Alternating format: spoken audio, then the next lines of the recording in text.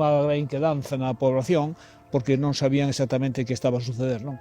Pero isto pasou en todas partes, obviamente, non? A xente pensaba que era un gran incendio que se estaba reflexando na atmosfera, e ademais hai que ter en conta que estábamos en plena Guerra Civil Española, non?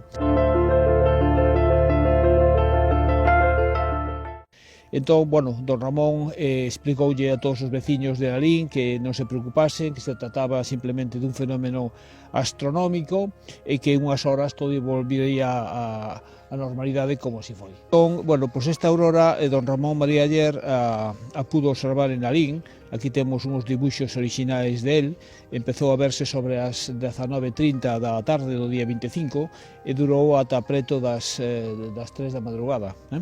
Entón, el foi describindo, pois eso, como se comenzou a aurora, nos momentos do máximo. Entón, efectivamente, esa era especialmente vermella, e así quedou constatado pois, en estes dibuixos tan interesantes que nos deixou Ramón María Aller.